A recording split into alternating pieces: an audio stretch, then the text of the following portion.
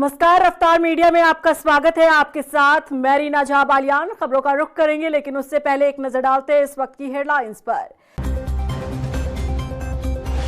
टनकपुर में प्रसिद्ध मां पूर्णागिरि मेले का आगाज। सीएम धामी ने अपनी विधानसभा को दी विकास योजनाओं की सौगात। कहा, प्रसिद्ध धाम को दिव्य और भव्य बनाने पर सरकार का फोकस।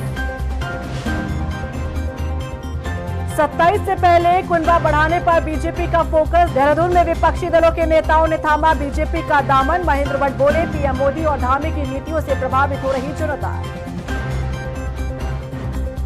देहरादून के लोक भवन में वसंत उत्सव का आगाज। निःशुल्क होगा 3 दिवसीय फूलों की प्रदर्शनी का दीदार।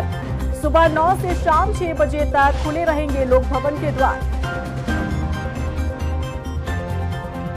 और होली पर देहरादून के सरकारी अस्पतालों में हाई अलर्ट। इमरजेंसी के 7 विभागों में अतिरिक्त डॉक्टरों की तैनाती। स्वास्थ्य सुविधाओं के खास इंतजाम।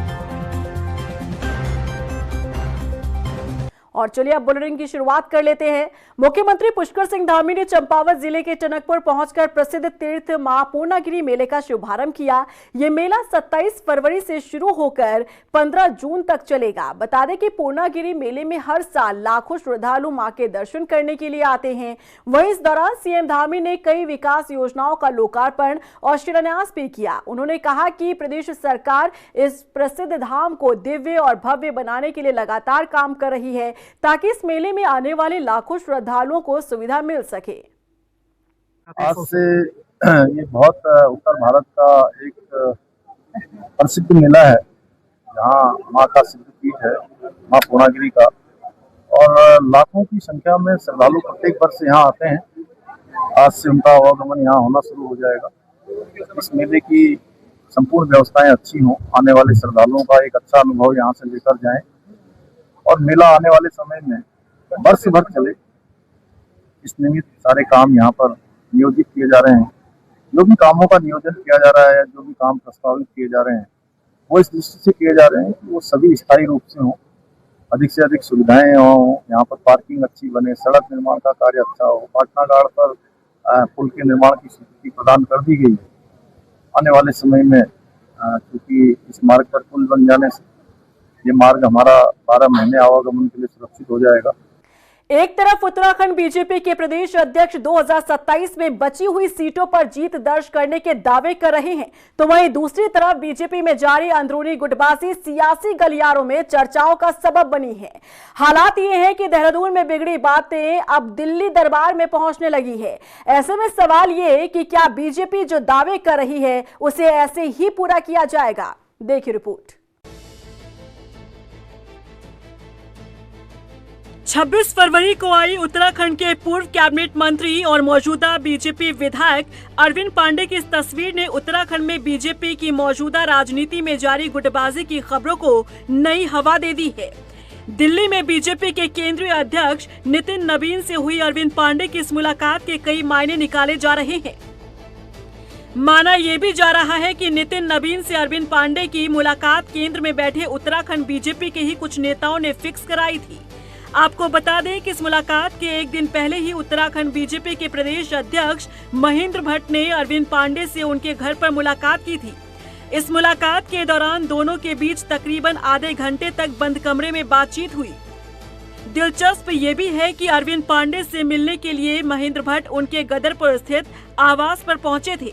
इसे लेकर भी चर्चाएं जारी है, क्योंकि महेंद्र भट्ट चाहते तो अपनी पार्टी के विधायक को देहरादून स्थित पार्टी मुख्यालय भी बुला सकते थे, लेकिन वो खुद ही गदरपुर स्थित अरविंद पांडे के घर क्यों गए, ये सवाल पूछा जा रहा है।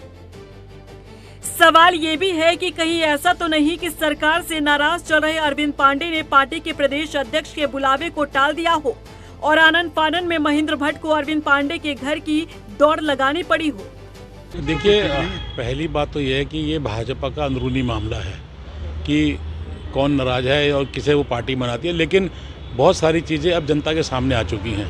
भाजपा के ही नेता लगातार सरकार के ऊपर उंगली उठाने का काम कर रहे हैं, चाहे वो खनन का मामला रहा हो, चाहे कानून व्यवस्था का मामला रहा हो। और इसी तरह से जिस तरह से अरविंद पांडे जी हैं, अरविंद पांडे जी के ऊपर लगातार दबाव बनाए गए, फिर अरविंद पांडे जी ने पत्र लिखे, तो इससे साफ लग रहा है कि भारतीय जनता पार्टी के अंदर जो है सब कुछ ठीक ठाक नहीं है। अरविंद पांडे के दिल्ली दौरे और नितिन नवीन से मुलाकात के बाद कयास लगाए जा रहे हैं कि उत्तराखंड बीजेपी में जारी शीत युद्ध में हालात अब इस कदर बिगड़ गए हैं कि अब दिल्ली दरबार ही कुछ कर सकता है। आपको याद दिला दें कि अरविंद पांडे पिछले कुछ दिनों से लगातार धामिश सरकार की सार्वजनिक तौर पर आलोचना कर रहे हैं। अरविंद पांडे और सरकार के बीच तलवारें कुछ यूं खिंची है कि अरविंद पांडे की आलोचनाओं के जवाब में उनके घर पर सिंचाई विभाग की जमीन कब्जा करने का नोटिस भी चस्पा हो चुका है। फिलहाल अरविंद पांडे की नितिन नवीन से मुलाकात ने साफ कर दिया है कि पांडे जी के तेवर ना तो ढीले पड़े हैं और ना ही वो कोई समझौता करने को तैयार है। ऐसे में उत्तराखंड बीजेपी में इस बात की आशंका से इनकार नहीं किया जा सकता कि पार्टी की गुटबाजी पार्टी को कमजोर कर सकती है। फिलहाल देखना दिलचस्प होगा कि दिल्ली दरबार में अब किसका पलड़ा भारी होने वाला है। रफ्तार मीडिया के लिए देहरादून से ब्यूरो रिपोर्ट। वहीं 2027 के विधानसभा चुनाव से पहले उत्तराखंड बीजेपी का सदस्यता अभियान लगातार जारी है। इसी कड़ी में देहरादून की राजपुर विधानसभा से बड़ी संख्या में कांग्रेस समेत अन्य दलों के नेताओं ने बीजेपी का दामन थामा। इस दौरान बीजेपी प्रदेश अध्यक्ष महेंद्र भट्ट ने कहा कि प्रधानमंत्री नरेंद्र मोदी और मुख्यमंत्री पुष्कर सिंह धामी की नीतियों से जनता प्रभावित हो रही है। खासकर युवाओं में बीजेपी ज्वाइन करने का उत्साह ज्यादा नजर आ रहा है। दूसरे दलों के बूथ स्तर के कार्यकर्ता हमारे साथ जुड़ रहे हैं और जैन जी का प्रभाव भी आप सब लोग देख रहे होंगे। बड़ी संख्या में युवाओं ने आज भारतीय जनता पार्टी की सदस्यता ली। पूर्व सभासद थे, बसपा के पूर्व अध्यक्ष के सुपुत्र थे और मैं कह सकता हूं कि ये जो टीम थी ये दूसरे दलों पे बूथ पर काम करने वाली टोली थी, जो टोली हमसे जुड़ी है। सरकारी दफ्तर में बेसिक शिक्षा अधिकारी के साथ मारपीट मामले में चर्चाओं में आए अजय नौडियाल को बड़ा तोहफा मिला है। बेसिक शिक्षा अधिकारी को प्रमोशन मिला है। अजय नौडियाल को यह तोहफा ऐसे समय पर दिया गया जब सरकारी दफ्तर में मारपीट का मामला गरमाया। अब ऐसे में इसे मरहम के रूप में देखा जा रहा है। देखिए रिपोर्ट। बेसिक शिक्षा अधिकारी को मिला तोहफा, अजय नौडियाल को मिला प्रमोशन। मारपीट के बाद क्या लगाया मरहम। उत्तराखंड की राजनीति में शिक्षा महकमा चर्चा में रहा। वजह रही बेसिक शिक्षा अधिकारी से मारपीट, वो भी उनके दफ्तर में घुसकर। ये पूरा मामला अभी सही तरह से शांत भी नहीं हुआ था कि इस बीच बेसिक शिक्षा अधिकारी अजय नौडियाल को बड़ा तोहफा मिला है। अजय नौडियाल का प्रमोशन कर दिया गया है। प्रमोट करते हुए उन्हें शिक्षा निदेशक बनाया गया है। बता दें कि उनका प्रमोशन काफी समय से ड्यू चल रहा था और पदोन्नति चयन समिति की प्रक्रिया पूरी होने के बाद ही इस पर अंतिम मोहर लगनी थी। लेकिन ये प्रमोशन ऐसे समय पर दिया गया जब हाल ही में विधायक से उलझने का मामला सुर्खियों में आया। अजय कुमार नौडियाल और विधायक के बीच का ये विवाद पूरे प्रदेश भर में चर्चा का मुद्दा बना। रायपुर से बीजेपी के विधायक उमेश शर्मा काऊ और उनके समर्थकों पर अजय नौडियाल के साथ मारपीट के आरोप लगे थे। इस घटना का वीडियो भी सामने आया था जिसमें सरकारी कार्यालय के भीतर धक्का मुक्की और अभद्र व्यवहार की तस्वीरें सामने आई थी। घटना के बाद शिक्षा विभाग और शिक्षक संगठनों में नाराजगी भी दिखाई दी। वहीं प्रदेश भर में शिक्षकों ने विरोध भी जताया और कई जगहों पर आंदोलन की चेतावनी दी गई। मामला केवल विभागीय विवाद तक सीमित नहीं रहा बल्कि राजनीतिक और प्रशासनिक गलियारों में भी गूंजता नजर आया। जिसके बाद बीजेपी विधायक काऊ पर दबाव बढ़ा तो उन्होंने सार्वजनिक तौर पर माफी मांगी। इसी बीच अब अजय नौडियाल के प्रमोशन का आदेश सामने आने से कई तरह के कयास लगाए जा रहे हैं। हालिया विवाद के बाद मरहम के रूप में इस प्रमोशन को देखा जा रहा है। अगर ऐसा है तो क्या माना जाए, प्रमोशन पाने का क्या ये नया तरीका है? अगर हाँ तो फिर वो दिन दूर नहीं जब अधिकारी बोलते नजर आएंगे, विधायक जी हमें भी मारिए, प्रमोशन तो मिलेगा ही। रफ्तार मीडिया के लिए देहरादून से ब्यूरो रिपोर्ट। देहरादून स्थित लोक भवन में वसंतोत्सव का आगाज हो चला है। राज्यपाल गुरमीत सिंह ने 3 दिवसीय फूलों की प्रदर्शनी का उद्घाटन किया। बता दें कि अगले 2 दिन आम जनता के लिए लोक भवन के द्वार खुले हैं और निःशुल्क फूलों की प्रदर्शनी का दीदार कर सकते हैं। 1 मार्च तक सुबह 9 बजे से लेकर शाम 5 बजे तक पुष्प प्रदर्शनी आम जनता के लिए निःशुल्क खुली रहेगी। इस दौरान कई कार्यक्रमों का भी आयोजन होगा। 3 उत्कृष्ट किसानों, 3 महिला किसानों और 3 स्टार्टअप से जुड़े युवाओं को गवर्नेंस अवार्ड से सम्मानित भी किया जाएगा। मुझे अत्यंत खुशी है कि लोक भवन के प्रांगण के अंदर में 3 दिवसीय स्प्रिंग फेस्टिवल वसंत उत्सव का हमने शुरू कर दिया है। श्री गणेश किया है, शुभारंभ किया है और जो एक्साइटमेंट है उसको देखकर हृदय बहुत प्रसन्न हो रहा है। सबसे सुंदर बात उत्तराखंड की है कि हम पार्टिसिपेट करते हैं, योगदान देते हैं। आज जो हमने फूलों की क्वालिटीज को देखा है, ऐसा लगता है कि प्रभु का हमारे फूलों के ऊपर में खास एक आशीर्वाद है। उन फूलों की सुंदरता, उनका साइज, उनके अंदर में जो सुगंध है वो अपने आप से अलग है।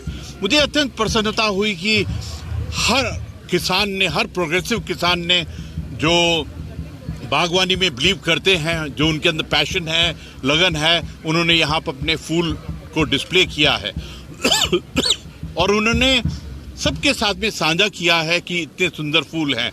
मुझे तो ऐसा लगता है हमारे फूल ही एक अर्थव्यवस्था में, हमारे पैशन में, हमारे पर्स में, हमारे इनकम में एक बहुत बड़ा इजाफा कर सकते हैं।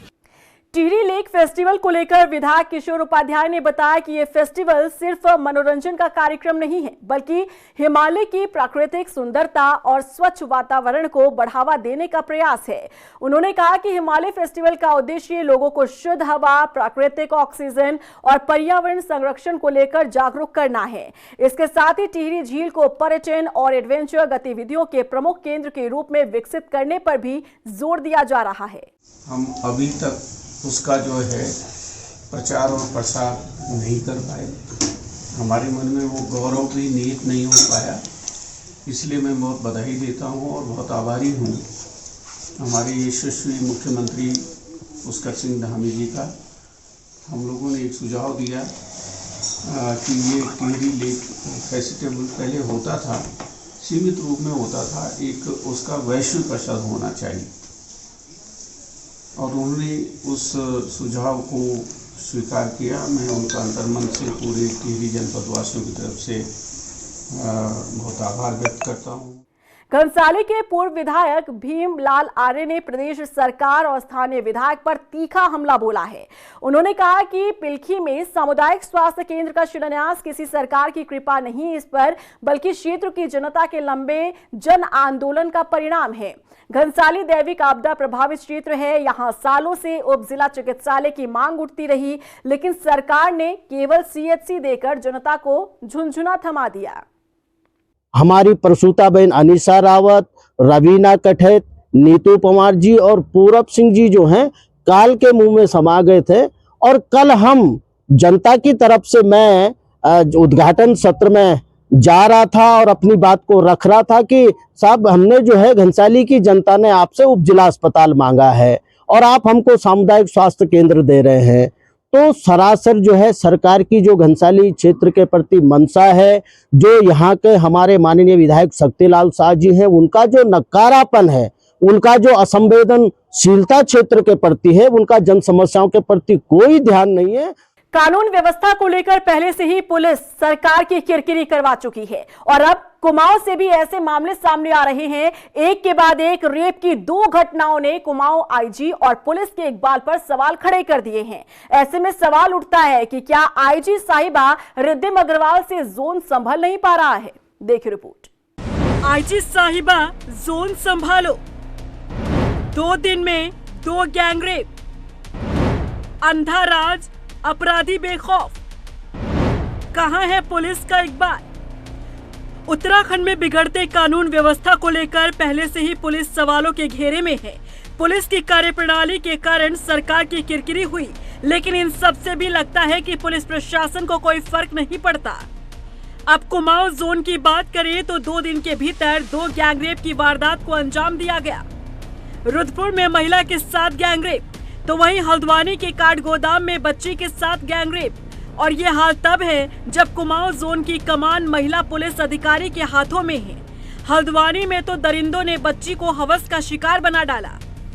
काठगोदाम क्षेत्र में एक सूचना मिली थी जिसमें एक नाबालिग बच्ची के साथ 2 लड़के मोहित और प्रदीप जो उनके पड़ोस में किराए पे रहते थे, टैक्सी चलाते थे, लड़की को बहला फुसला के और नशे का सेवन करा के उसके साथ गैंगरेप का मामला प्रकाश में आया था। उसमें तत्काल अभियोग पंजीकृत कर लिया गया है और अभियुक्तों की गिरफ्तारी करके माननीय न्यायालय के समक्ष प्रस्तुत किया गया है। वहीं रुद्रपुर क्षेत्र में सरस मेले से लौट रही महिला के साथ हुए गैंगरेप मामले में पुलिस ने 3 आरोपियों को गिरफ्तार किया है। इस आधार पर तुरंत मुकदमा पंजीकृत किया गया और पुलिस ने मौका मुआयना किया है। इसमें 3 युवकों को अरेस्टिंग की जा चुकी है और एक युवक जो है अभी उपचाराधीन है, जिसने विषाक्त पदार्थ का सेवन किया था, जिसका नाम अभय सक्सेना है। उसके खिलाफ भी चिकित्सीय उपचार के उपरांत उसके खिलाफ भी विधिक कार्रवाई की जाएगी। इसमें मुकदमा पंजीकृत कर जो मुकदमा है वो 351 सबसेक्शन 3 और 70 सबसेक्शन 1 BNS में पंजीकृत हुआ था, जिसमें धारा 3 सबसेक्शन 5 और 115 सबसेक्शन 2 की बढ़ोतरी की गई है। इन दोनों ही मामलों में पुलिस ने भले ही आरोपियों को गिरफ्तार कर लिया हो, लेकिन सवाल उठता है कि आखिर अपराधियों में कानून का डर या खौफ क्यों नहीं। सीधा सवाल कुमाऊं आईजी रिद्धिम अग्रवाल आपसे है। कुमाऊं में आखिर चल क्या रहा है? आपके जोन में ये हो क्या रहा है? आईजी साहिबा जोन संभाल लीजिए। हाथ से निकल रही हैं हालात। ना तो अपराधियों में कानून का कोई डर है, ना कोई खौफ। एक के बाद एक गैंगरेप की वारदातें सामने आ रही हैं। 2 दिन में 2 गैंगरेप। कहां है पुलिस का इकबाल आईजी साहिबा? ये अंधा राज आखिर कब तक चलेगा? कुमाऊं की जिम्मेदारी आपके हाथ में है आईजी मैडम। फिर कानून के साथ खिलवाड़ करने वालों पर क्यों नहीं चलता आपका डंडा? रेप की घटनाओं के साथ साथ खनन माफिया भी यहाँ बेखौफ घूमते हैं।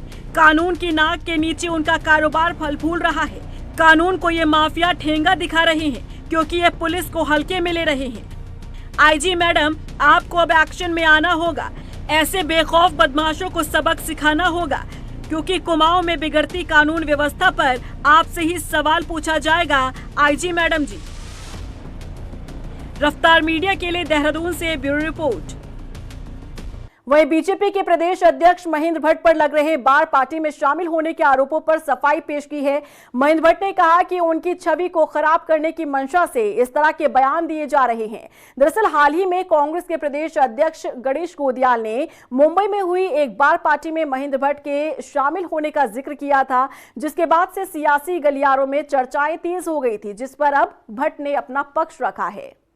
मेरी छवि पर अनेकों प्रकार प्रश्न करने का प्रयास कुछ लोगों द्वारा किया जाता है। जनता जानती है, मैंने हमेशा सत्य के साथ चीज़ों को आगे बढ़ाया है। जिस बात को मैं पहले बोलता हूँ, कुछ दिन बाद लोग बोलते हैं, वही बात दूसरे लोग बोलते हैं, इसलिए वो प्रश्नवाचक चिन्ह रहता है, जिसका मुझे ही लाभ मिलता है। वो झूठी बातें हैं सारी, मतलब सीधी बात है। झूठी बातें क्या है? जब मैंने तो दूसरा बयान भी ऐसा सुना मैंने कि उन्होंने चैंपियन ने कहा कि महेंद्र भट्ट तो वहाँ थे ही नहीं। ऐसे भी लोग हैं, अब थे नहीं थे, इसकी सफाई देने की आदत सब ऐसी नहीं होती है। ये कांग्रेस का अपना कार्यक्रम में बीजेपी का विधायक क्यों जाएगा? ये अपने आप में हर बुद्धिजीवी व्यक्ति को समझने की आवश्यकता होती है। हाँ, एक बात मैं स्पष्ट करना चाहता हूँ। देहरादून में जनप्रहार के कार्यकर्ताओं ने पिटकुल प्रकरण में न्यायालय के आदेश की अवमानना के विरोध में प्रदर्शन करते हुए ऊर्जा मंत्री का पुतला दहन किया। दरअसल नैनीताल हाईकोर्ट ने 18 फरवरी को पिटकुल के प्रबंध निदेशक प्रकाश चंद्र ध्यानी की नियुक्ति को अवैध घोषित करते हुए रद्द करने का फैसला सुनाया था। इस फैसले से ऊर्जा विभाग में हड़कंप मच गया, जबकि सरकार अब पुनर्विचार याचिका की तैयारी कर रही है। हाईकोर्ट के फैसले का पालन न होने पर सरकार के खिलाफ विरोध प्रदर्शन हो रहा है। देखिए, पिटकुल के हेडक्वार्टर आए हैं और आज हमने यहाँ पर ऊर्जा सचिव का, जो खुद स्वयं मुख्यमंत्री हैं, मुख्यमंत्री का पुतला फूंका है और हमने चेतावनी दी है कि यदि ये भ्रष्ट अधिकारी एमडी जो है पिटकुल का प्रकाश चंद्र ध्यानी, इसको कोर्ट के आदेश के बावजूद भी सरकार नहीं हटा रही है, तो न जाने क्या ऐसा प्रेम है मुख्यमंत्री का इनके साथ जो इनको हटाने को तैयार नहीं है। आज अवमानना के मामले में भी इनको सरकार को डांट पड़ी है और खुद जो है सचिव ऊर्जा को अगली तारीख में मौजूद होना है। अवमानना का इनको नोटिस मिला है, फिर भी हटाने को तैयार नहीं है। वहीं जोशीमठ की पैनखंडा समुदाय को केंद्र की अन्य पिछड़ा वर्ग सूची में शामिल न किए जाने से नाराज स्थानीय लोगों ने जन आक्रोश रैली निकाली, जिसमें जनप्रतिनिधियों ने पैनखंडा समुदाय को केंद्र की अन्य पिछड़ा वर्ग सूची में शामिल करने की मांग दोहराई। जनसभा के बाद आंदोलनकारियों ने उप जिलाधिकारी के जरिए मुख्यमंत्री के नाम ज्ञापन भी सौंपा। स्थानीय लोगों का कहना है कि अन्य पिछड़ा वर्ग सूची में शामिल होने से इस सीमांत क्षेत्र के लोगों को केंद्र की सेवाओं में और शैक्षणिक संस्थाओं में 27% आरक्षण का लाभ मिल सकेगा। दिनेशपुर में बेमौसमी धान को नष्ट करने पहुंची एसडीएम ऋचा सिंह को किसानों के विरोध का सामना करना पड़ा। खेतों में लगभग तैयार खड़ी धान की फसल को लेकर किसानों में भारी नाराजगी देखने को मिली। प्रशासन और पुलिस बल की मौजूदगी में माहौल कुछ देर के लिए गर्मा गया, जिसके बाद एसडीएम ने किसानों को 10 तारीख तक का समय दे दिया है। ठीक है, कोई बात नहीं, अगर नहीं लगेगा खेत हमारा तो वैसे भी नर्सरी खत्म होना है। अब इनका कहना है कि नहीं, नर्सरी खत्म करना है, ऊपर से ऑर्डर है।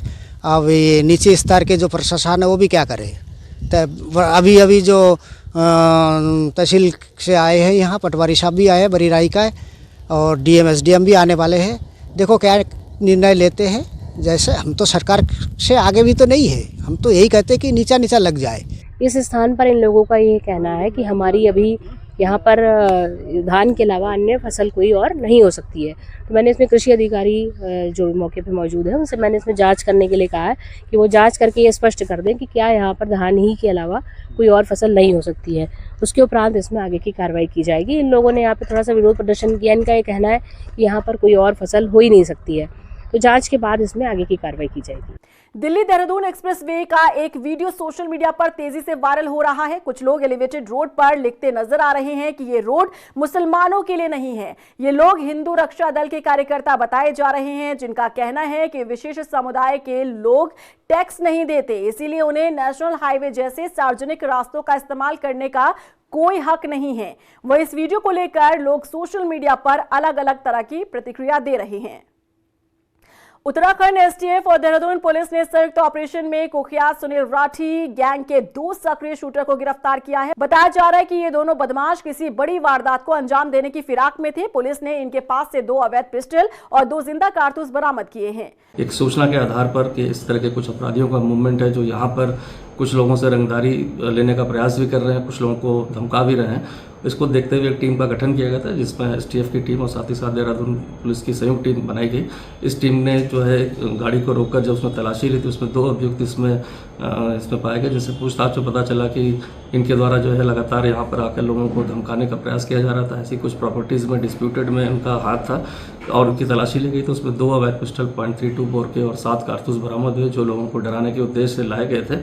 इनका आपराधिक इतिहास भी लंबा चौड़ा, ये पूर्व में भी गैंगस्टर के शूटर रहे, जिसमें पारस नाम है जो पूर्व में भी 8 मुकदमे और शूटर रहा। आजकल सुनील लाठी जो जेल में बंद है पौड़ी में, उसके लिए यहाँ पर काम कर रहा था, साथ ही साथ हरिद्वार में भी सक्रिय था। रुड़की के भगवानपुर कोतवाली क्षेत्र के किशनपुर जमालपुर गांव में 2 पक्षों के बीच हुए विवाद के दौरान जमकर पथराव हुआ।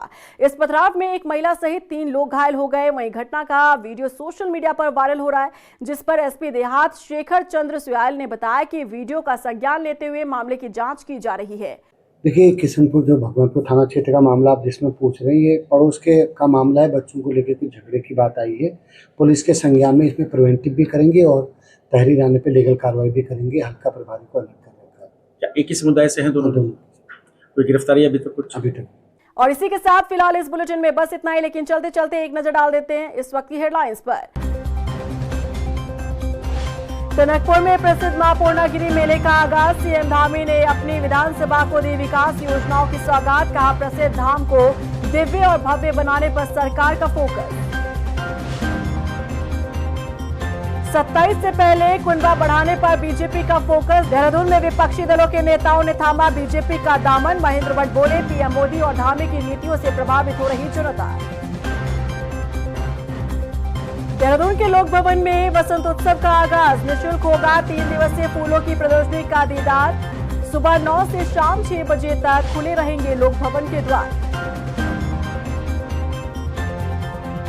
और होली पर देहरादून के सरकारी अस्पतालों में हाई अलर्ट। इमरजेंसी के 7 विभागों में अतिरिक्त डॉक्टरों की तैनाती। स्वास्थ्य सुविधाओं के खास इंतजाम।